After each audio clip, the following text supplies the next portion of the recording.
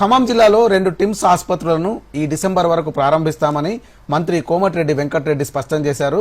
మరో 2 టిమ్స్ ఆసుపత్రులను వచ్చే ఏడాది ప్రారంభిస్తామని వెల్లడించారు. హైదరాబాద్లోని మినిస్టర్స్ క్వార్టర్స్ లో ఉమ్మడి ఖమ్మం జిల్లా మంత్రులు, ప్రజాప్రతినిధులతో ఇన్ఛార్జి మంత్రి కోమటిరెడ్డి వెంకటరెడ్డి సమావేశమయ్యారు. ఉమ్మడి ఖమ్మం జిల్లా అభివృద్ధిపై ఈ సందర్భంగా చర్చించారు.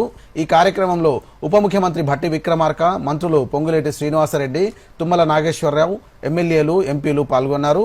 అనంతరం కోమటిరెడ్డి వెంకటరెడ్డి మాట్లాడుతూ ఈ మీటింగ్లో ఖమ్మం జిల్లా అభివృద్ధితో పాటు భవిష్యత్తులో నీటి ఎద్దడిని ఎదుర్కోవడంపైన సమావేశంలో చర్చ జరిగిందని మంత్రి కోమటిరెడ్డి తెలిపారు.